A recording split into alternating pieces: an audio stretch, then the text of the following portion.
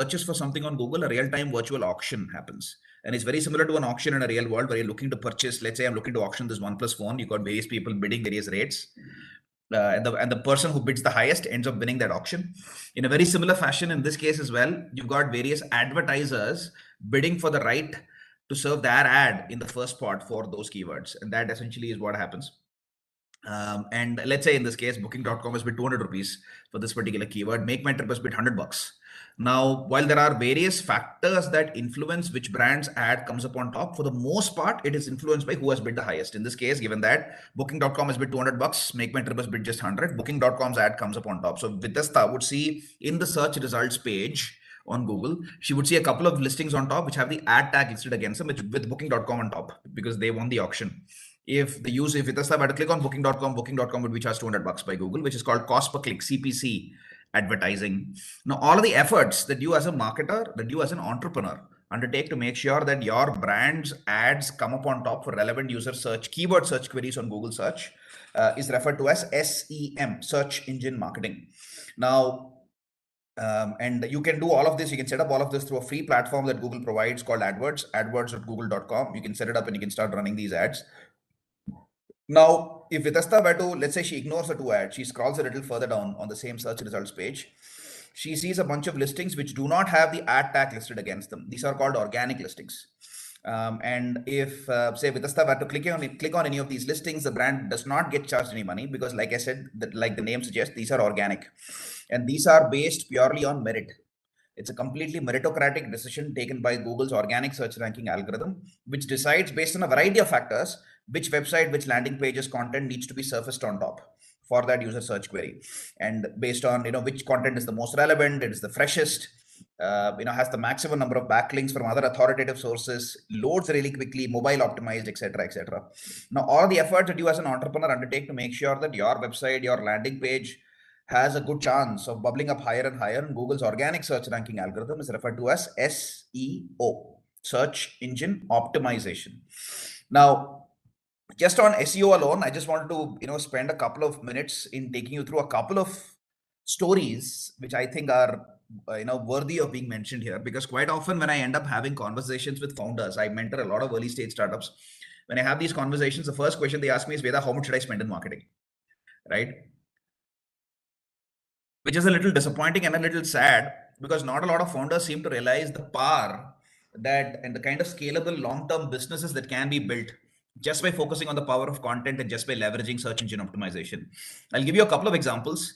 You can raise your hand on WebEx here itself. How many of you have heard of this company, Thrilophilia? Just to underscore my point, it used to be a very popular travel tech company. Obviously went through a tough time during the pandemic itself, like most of the travel tech companies. And as most of you recognize, travel tech is a hyper competitive world. It's a dog-eat-dog world. And by the way, I'm assuming quick sound check. Everybody's able to hear me all right, see my screen, etc. Garib, Vitasta?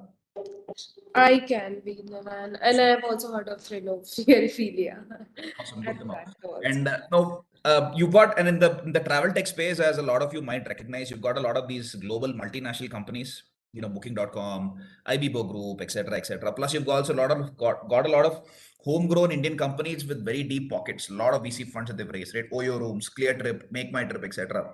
Now, against all of these brands, here was this company, Thrilophilia, which was completely bootstrapped, just running on promoters' money, right? They hadn't raised a rupee or a dollar in venture capital funding. They used to beat everybody else when it came to SEO, and they actually managed to carve a niche and a brand for themselves without spending anything on marketing. Zero was their marketing spend. And the way they did it was this, right? They invested in an SEO analytics platform early on, and that is something that I recommend to any early stage startup. Invest in an SEO analytics platform. Some recommendations are Ahrefs, SEO Moz, SEMrush. These are some recommendations that I can provide. So investing in platforms like these, they give you a clear sense of, for your website, for your business, what are the keywords that you should be going after. These tools will give you recommendations, and they'll give you two very critical variables. It'll tell you which are those keywords which have extremely high keyword search volume, which essentially is a surrogate for customer demand. It's the simplest user research ever, right? You have a clear sense of what people are searching for. That essentially is a sense of, it gives you clues on customer demand patterns. And it also gives you a sense of, more importantly, what is the ranking difficulty for these keywords? Because quite often as an early stage startup, you want to rank for those top keywords. what ends up happening is that people try to go after those top keywords where you already have a lot of well-entrenched competitors ranking on page one, and it gets next to impossible for them to rank, and they get demotivated once they don't see results. So which is why what Trilophilia did really well was they adopted a very pragmatic approach wherein they went after the long tail of keywords where the keyword search volume was low. So they weren't amongst the creme de la creme of the keywords, but the ranking difficulty was medium or low. So they had a chance of success and a reasonably strong chance of success because the ranking difficulty was not high. And they created content on offbeat locations, right? Like say Mount Abu, for example. And then on resorts, instead of focusing on resorts, they focused on holidays and experiences.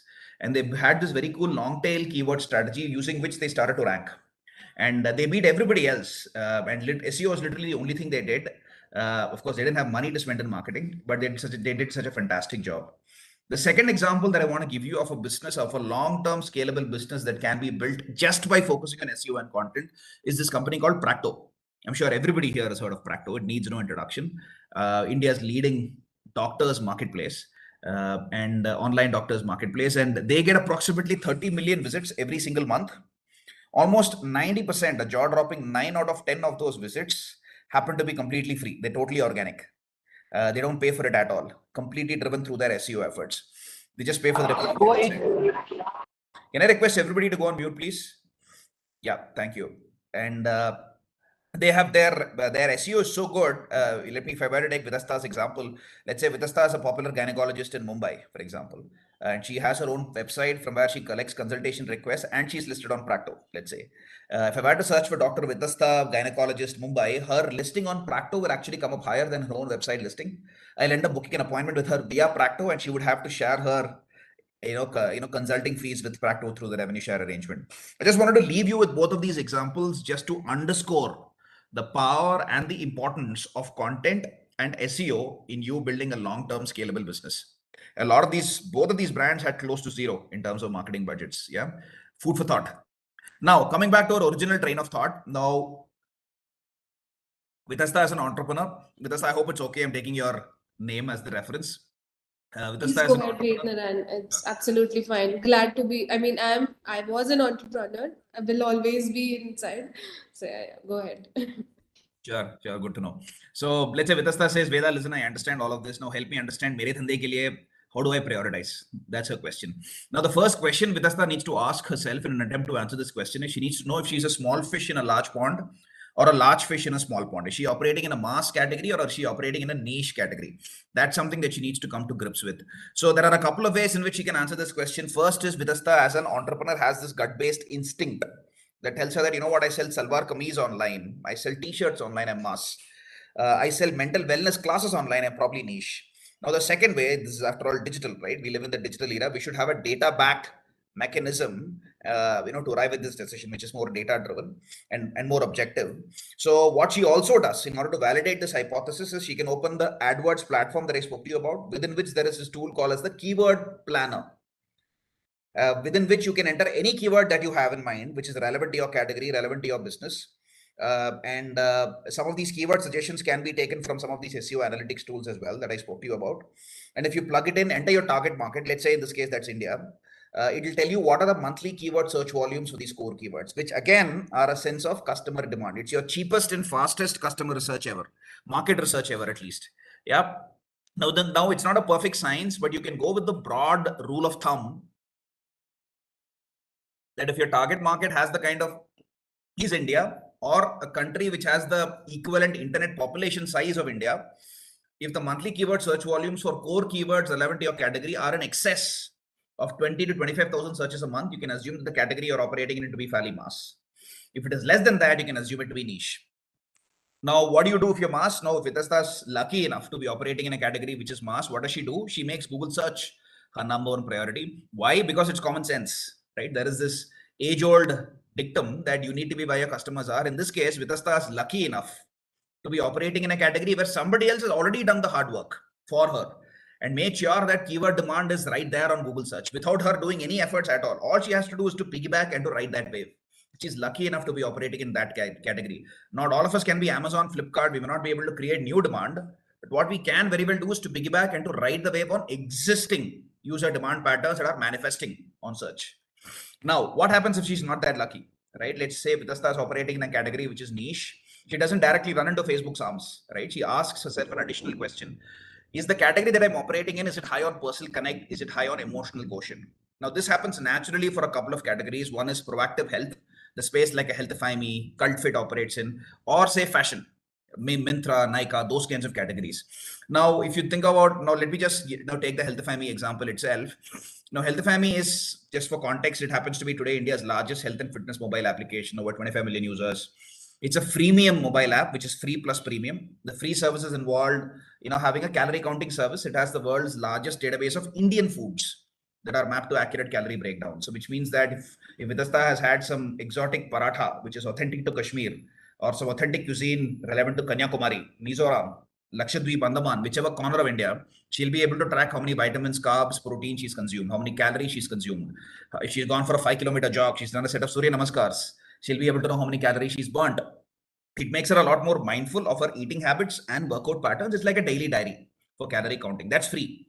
The premium service involves creating bespoke, customized nutrition, fitness, and yoga plans as per the health goals of the user. Some people want to lose weight, some people want to gain muscle, some people want to gain a six-pack ab, some people want to gain strength and flexibility. Depending on whatever the health goals are for that particular user, designing customized plans, that's a premium offering. Now, and in this case, you need to understand health and fitness is as close to the identity of an individual as it can get. It's a huge emotional investment. Now, in this case, I'm asking an app, a mobile application, to take charge of my health and fitness needs, which is a big ask. And it is extremely high on the emotional connect, just by the nature of the category itself and the nature of the value proposition and the problem statement it's looking to solve for the customer. And in terms of marketing collaterals that we used, all of the collaterals that we used were videos. They were user testimonials, authentic live retellings of before and after images, right? What was I before Healthify Me? What am I after Healthify Me? Thank you, Healthify Me, etc. All of these are high empathy videos, which do really well on Facebook, which is the reason why, if you are operating in this kind of a category, and it is a niche category, by the way, right? At least 6-7 years back when we started, not a lot of searches on calorie counting, not a lot of searches on online health and fitness plans, etc., etc. So in that kind of a category, if you're operating in that kind of a category, Facebook becomes your number one logical choice. Of course, some of these suggestions are more applicable for B2C. If you're in a B2B industry, you need to have a couple of different lenses which you need to keep in mind. If the list of target customers, the target companies, target account list that you're going after, if the key decision makers there and the influencers to that decision are white collar professionals fairly active on LinkedIn, make LinkedIn your focus. For example, at Healthify Me again, we also had a corporate wellness practice. A lot of people don't realize this, where we provided employee engagement and corporate wellness solutions for a lot of large business houses in India. McKinsey, TCS, Ashok Leyland, Deloitte, etc., etc. And in this, since we were providing employee wellness engagement solutions, the CHRO or a director of HR, chief human resource officer, or a minimum designation of director of HR and above, or a CXO, even if they were outside of the HR division, because they had the ability to influence the decisions, they are senior enough. These were the key personae, customer personae, that we actually went after. And all of these people, of course, are fairly active on LinkedIn. And so if you're lucky enough to be operating in that kind of a category, LinkedIn becomes an automatic choice in the B2B case. But not always does digital have to be the answer from a brand building and from a customer acquisition perspective.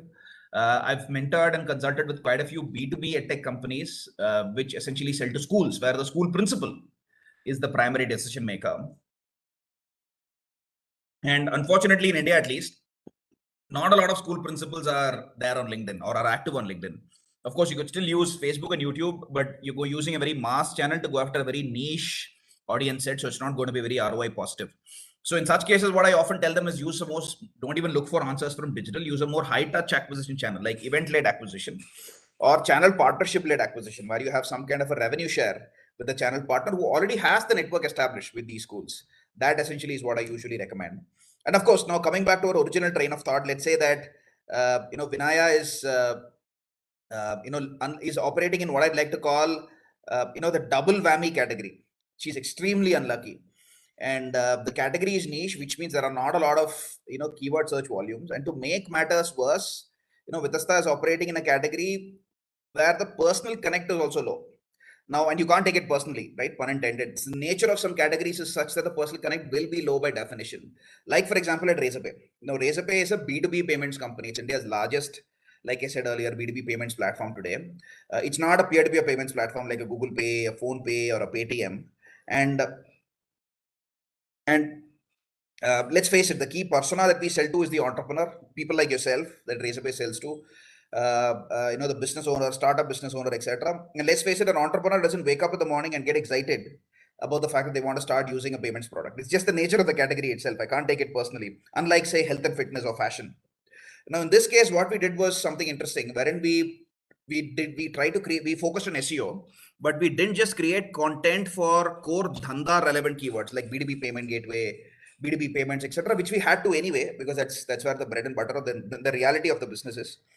But we also focused on creating content for keyword pools, which were slightly neighboring to the business, slightly neighboring to the point in the customer life cycle where we were actually targeting those prospects from a business perspective, but still extremely relevant for our target customer persona, which is the entrepreneur persona, and more importantly, having much larger keyword search volumes. For example, we fixated on 3 thematic areas: digital literacy. How do I use digital marketing for growing my business? How do I build a digital brand presence? Financial literacy. A lot of entrepreneurs come from a tech background. They don't know anything about finance. They don't know the ABC of finance. They don't know how to read a P&L and a balance sheet. Financial literacy. Compliance. A lot of them don't understand GST. They want to know which GST tax slab they belong to, and they want to help navigate the GST jigsaw puzzle. Right? Compliance is the third theme. So these were the 3 thematic areas in which we focused on creating content for. And you might ask, what is the relevance for Razorpay's business to each of these themes? Not a lot, but it's extremely relevant for my target customer. It's not completely irrelevant to Razorpay's business. It's slightly neighboring. And most importantly, the kind of keyword search volumes that abound for these keyword buckets are significantly larger than core B2B payment centric keywords, which gives the brand an opportunity, the Razorpay brand, an opportunity to get exposed just by leveraging SEO and content, exposed to a much larger keyword search volume. I can bring those prospects in, engage, nurture them over time, and convert them into paying customers. Of course, they may not have as much intent for buying a paid payment gateway service from me in the near term, but I can engage and nurture them over time and convert them into paying customers. But from a brand building perspective, this works great because it gives me brand reach and exposure to a huge relevant target audience. Now, a quick, nugget of wisdom here, which is slightly counterintuitive to a lot of popular literature that you might find in the internet, which is on LinkedIn lead gen forms. Now, the way LinkedIn lead gen forms, let's say Vitasta is, I'll just take you through what we did, right? Here again at Healthify.me, we used to run B2B LinkedIn lead gen form campaigns. Let's say Vitasta is the CHRO of Ashok Leyland, for example. She sees an ad from Healthify.me, which is a sponsored content piece on her feed, on her LinkedIn feed. She sees a couple of ads, carousel, and then she has a lead gen form. And the lead gen form, the way it works is, for LinkedIn, the name, email, and phone number, if Vitasta has provided that on her LinkedIn profile, they are defaulted. All Vitasta has to do is click submit. Now, is Vitasta a relevant persona? Absolutely. She's a CHRO of one of India's largest business houses. So she's very relevant. But what usually ended up happening was when my salesperson gets in touch, Vitasta would hang up saying, I don't know what you're talking about, and she cuts the call. What's happened here is a classic fat finger syndrome, right? Vitasta has, just because everything is defaulted, she's not invested any mental energy. She's a very busy person. She's a senior person. She's not invested any energy in filling that form. So when my salesperson gets in touch, he doesn't know what he's talking about. She's a relevant prospect, but the conversation is poor because there is no warming up of that prospect. So one thing that we did was we artificially introduced friction into the lead generation process by forcing Vidasta to enter a mandatory free-form field. So we would ask her something like, in 50 words or more, Vidasta, help us understand what are your expectations from an employee wellness engagement program at Ashok Leyland, right? And Vidasta is forced to think and fill something out, which drops conversion for the form, yes, by 30%, but it increases the quality of the lead and the intent of the lead by 100%. So my salesperson is able to have a more productive, meaningful conversation. So especially in the B2B space, make sure that you optimize not just for quantity, but also for quality of leads or intent. Yeah. Now, another point that I wanted to make, something that I passionately believe in, especially if you're an early stage startup, a lot of people have questions on how should I go about building my social media presence, right? One of the things that I often recommend to them during their early days, at least, is to make the founder the face of the brand and build the founder's brand itself, because it makes sense from a stakeholder perspective to have a human face to the brand for an early stage startup. It's hard enough trying to build one brand. Don't try to build 2 brands, the founder's brand and the company's brand. So which is why quite often I recommend to early stage startups that let the founder take the lead and be the face of the early stage startup and build the founder's social media brand presence. And don't even think about having a company brand social media page for that matter. That usually is my recommendation. Now, just from a Healthify perspective, like I said, Healthify, India's largest platform, freemium app. Inertia was the single biggest problem statement right here, because here this is people are proactive about their health and fitness. Unlike say in Practo, where people are already sick and they're looking to find the right doctor. In this case, people are not quite sick, but they don't want to fall sick in future, and they want to get ahead of the curve. They want to get fit, they want to get healthy, which means inertia is the single biggest bottleneck, plus trust and relatability, because people have to hand over their health and fitness needs to a mobile application, which isn't easy. Uh, and we went about it in a totally different way compared to Cult Fit, right? If you look at Cult Fit's advertisements and their value proposition and the brand USPs, they were all very fitness centric. And they had people like Hrithik Roshan who already look like Greek gods coming forward to talk about the brand. And even the models that they used, they were already very good looking people who are already very fit, who used to come and talk about cult. In our case, in Healthify's case, all of the people we use were everyday people like you and me, who had the same kind of imperfections that every single person has, not people who look like Greek gods by any stretch of the imagination, who used to come forward and have authentic retellings of the life transformations that they had undergone because of using the Healthify application. And it was all nutrition led, because Healthify as a brand believed in the fact that nutrition and the food that you eat is the primary determinant of your overall well-being. While working out releases some endorphins, at the end of the day, it comes down to the food that you eat. And that was the brand anchor. And we focused on empathy right throughout across all of our communication when it came to building the brand, which was completely contra to how Cult went about doing it, very interestingly enough, because this was based on deep customer research and understanding that we had. From a marketing channel perspective, for the reasons that I mentioned earlier, Facebook was the number one channel, but we also went through a very interesting journey in adopting Google. Some 5-6 years ago, almost 7 years ago, I believe, almost 2015, 2016 is when Google launched something called as the UAC campaign, Universal App Campaign, which became the number one de facto way, the only way for advertisers to run app install ads in the digital world. When it was first launched, all advertisers hated it because they said, because you essentially had to say in Google Baba, we trust. You had to give Google your your Play Store listing, your iTunes app listing, creatives, and Google would decide whom to serve the ad to and when. Of course, you had some control. You could say that Google run ads only in India or only in Southeast Asia, for example. But beyond that, as an advertiser, you had very limited control. And advertisers hated it. They hated giving them control. And even for us at Healthify, the results were pretty poor. But what we ended up happening was we persisted with it and the results started improving. And I'll tell you how, because we implemented something called as the Google Pixel. And I'm going to get a little technical here. It's a small piece of JavaScript code which you can paste within your website and your app's front-end pages. And this essentially acts as a spy or a mole that keeps sending information about your customers, about your website to the Google ecosystem in real time, every single time the page or the app loads. I'll give you a simple example. Vidasta, I'm going to take your example again. Let's say Vidasta registers on the Healthify app and she completes a registration process. She's just completed an upstream life cycle event in her life cycle of engagement with the Healthify app. Now, the Google Pixel captures this information and sends this information back into the Google ecosystem, completely anonymized, encrypted, and aggregated without any PII, personally identifiable information. Vidasta's name, email, phone number, etc. are not shared. Essentially, information about Vidasta's demographic profile, geographic profile, psychographic profile, her digital browsing habits. Let's say Vidasta loves Bollywood, she loves fashion, she loves RCB is her or Mumbai Indians is her favorite team, for example. Information, and she is a millennial from Mumbai, for example. Right, information like this is sent back. Essentially, Vidasta's what I like to call digital Janam Kundali is actually sent out. And now what Healthify does is, and then Vidasta continues to engage with the app. She spends time on the app. She completes a midstream life cycle event by consuming content on the app. Again, sent back into the Google ecosystem. She eventually purchases a 6-month yoga plan by spending $8,000. A very important downstream event. We send this information back again into the Google ecosystem via the Pixel. Now, what I tell Google is this: Google, listen, Vidasta is a good customer. Find me 100 more clones of Vidasta who have the same digital Janam Kundali. Find me these digital clones because I want more customers, right? I want you to optimize and find more of these people. Now, Google uses these ML AI algorithms, and I know these terms are much abused today, but they really do have machine learning, artificial intelligence algorithms, using which it tries to find more of these digital clones. And the algorithm's accuracy depends on the kind of data set that it has. Initially, when we gave it data of just one Vidasta and asked it to find the 100, it struggled. But once we persisted and we gave it data of 100 Vidastas and asked it to find the next 10,000, they started doing better. And that's how over 3 successive quarters, it became a very close second to Facebook, because the results started improving as we kept feeding it more and more data. The algorithms got better. Now, this is what I like to call inside out targeting from a brand building and customer acquisition perspective. The traditional form of targeting is outside in, wherein you as an entrepreneur, as a marketer, decide who your ideal customer persona is, and then you decide to go after that. In this case, you're letting user data and behavior on your application, on your platform, actually dictate who your ideal customer persona is.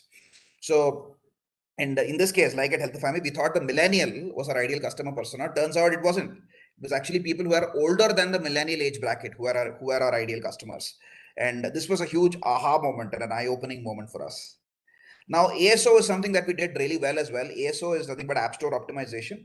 You can think of it as SEO's cousin, but for the app ecosystem. So all of the efforts that you as a marketer undertake to make sure that your app's listing, if you're running an app-based business, on the Play Store or the iTunes Store, Apple iTunes Store, needs to come up on top, and your brand needs that visibility for relevant keyword search queries on the Google Play Store or the Apple iTunes Store. All of the efforts you undertake is known as ASO.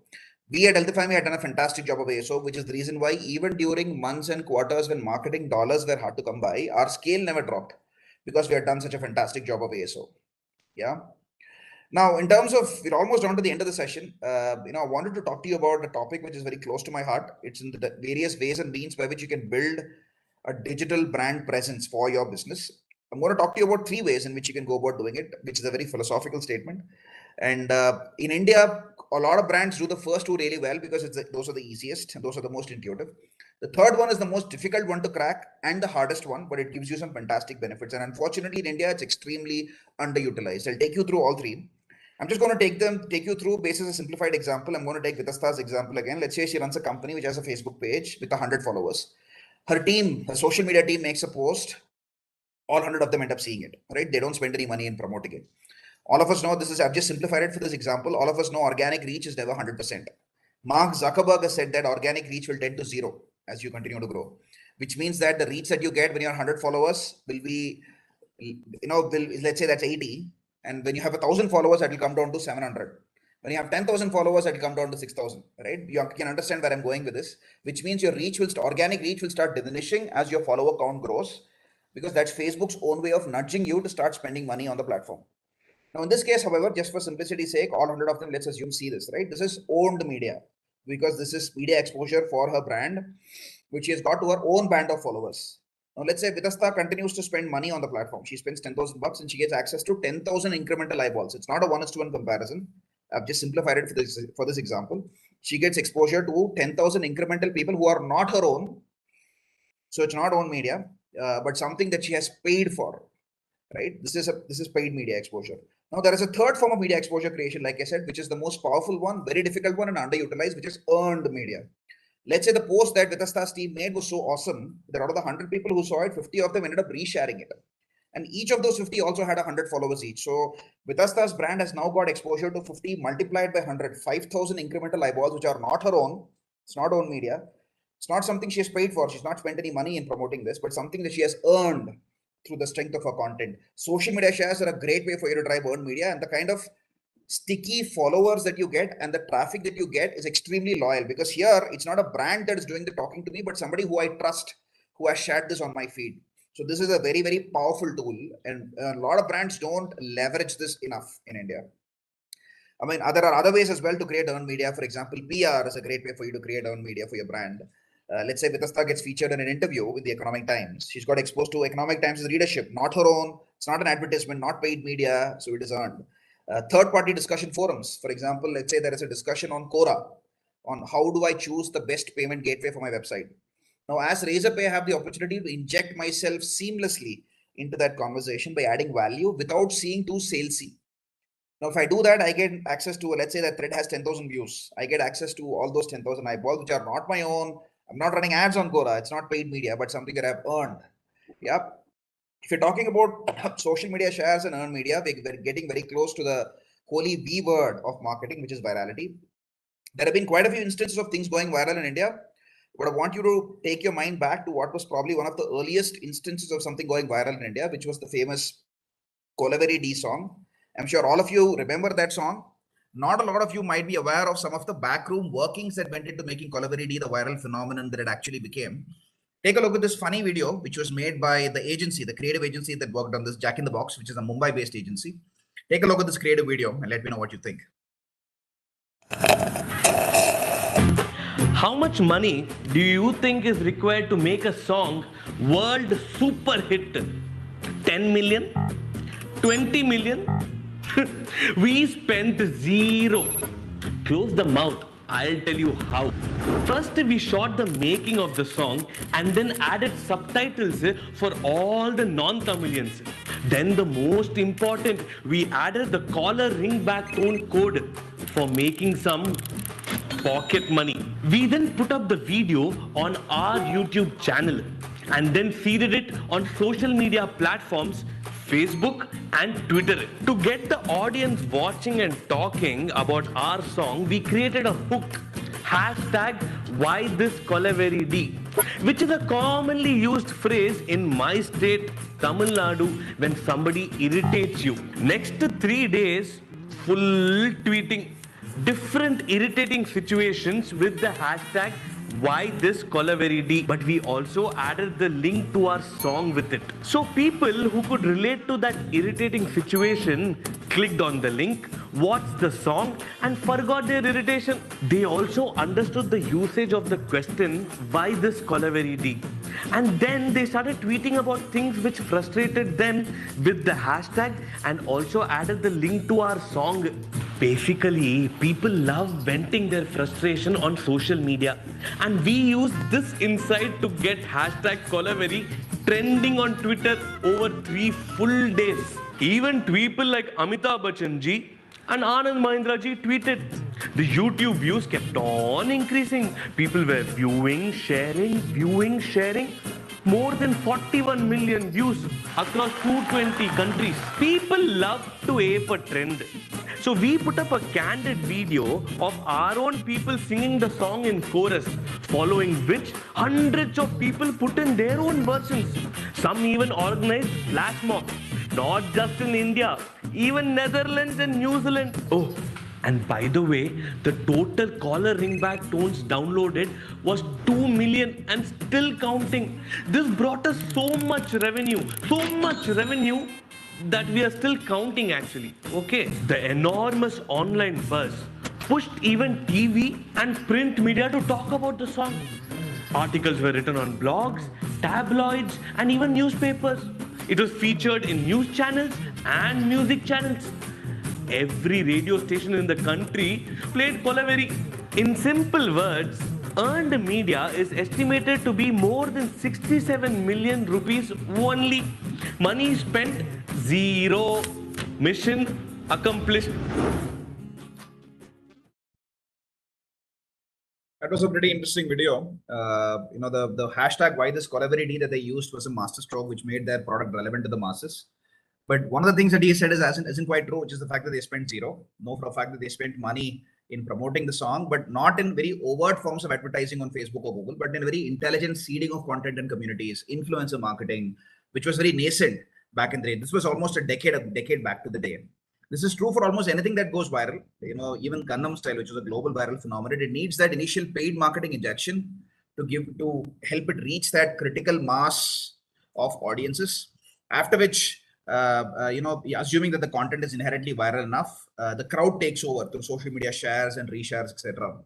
And at which point the paid marketing, can actually be shut off. It's very similar to locking rocket, an ISRO rocket, for example, which is looking to escape from Earth's gravitational pull. It needs to reach that minimum escape velocity, after which it can fly free. That's all I had for you today. Thank you so much for your time. Love to take any questions that you might have.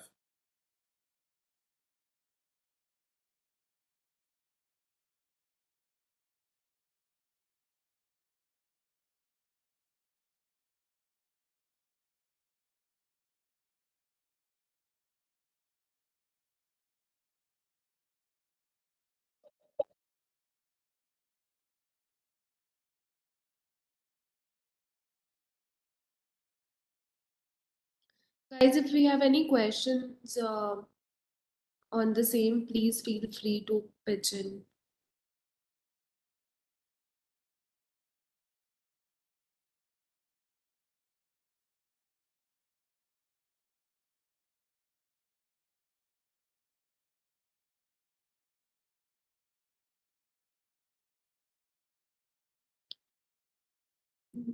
Vednaran, I think it's super clear to everyone. We don't have any questions as of now, but I think if anyone has any questions and later on we come across any queries, we'll definitely try to get in touch with you to solve those. But thank you so much for such a interactive presentation and using my name as an example. Quite interactive for me though. And yes, we got to learn a lot. Hopefully, we'll see you in upcoming session 2.0 again. Anything? Yeah, I think someone is trying to say something.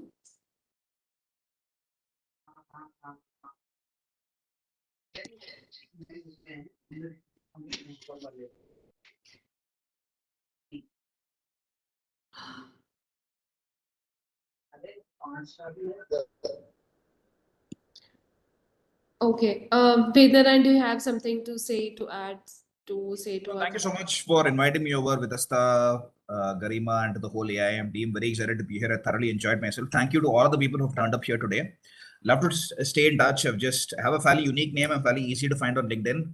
But in case you want to connect with me on LinkedIn, just on the chat, send out my LinkedIn profile. Feel free to network there. Thank you so much for your time once again. Wish all of you good health, success. Take care and stay safe. Bye bye. Thank you, Vedaran. Thanks a lot. Thank you, everyone. Have a good weekend.